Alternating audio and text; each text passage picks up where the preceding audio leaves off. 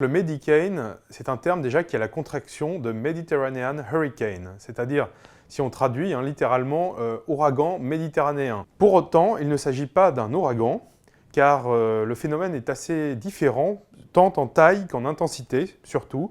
C'est-à-dire que ces dépressions sont de plus petite taille que les dépressions qui forment les ouragans. Souvent, elles ont du mal à excéder les 400 km de diamètre. Et elles sont également de faible durée. Puisqu'en général, ça s'observe pendant 24-48 heures, rarement beaucoup plus. Et également avec des intensités de vent, notamment, qui n'atteignent que rarement la force d'un ouragan catégorie 1 dans les cas les plus sévères. On observe souvent au cœur du phénomène, au centre de la dépression, une zone de vent calme et de ciel assez clair qu'on appelle l'œil, comme on peut observer sur les images satellites des ouragans. Donc ça s'observe souvent également dans le cas d'un Medicane.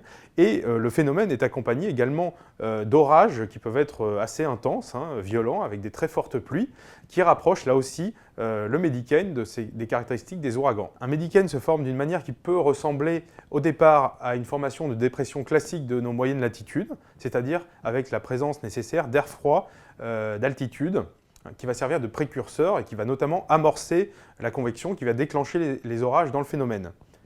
Mais dans un second temps, c'est cette convection, donc les orages et toute la chaleur libérée par cette activité qui va transformer le cœur même du phénomène, au départ qui était plutôt issu de l'air froid d'altitude, en un cœur chaud, qui est une des caractéristiques du Medicane. Le Medicane a besoin pour se former d'être dans un environnement qu'on dit de faible cisaillement de vent. C'est-à-dire qu'en gros, les vents entre les basses couches de l'atmosphère et les couches supérieures sont à peu près de la même direction. Ce qui permet en fait aux orages qui se forment autour du cœur du Medicane, de se mettre à tourner autour du centre. En fait, d'une manière suffisamment longue et durable pour que la convection continue à amplifier le phénomène.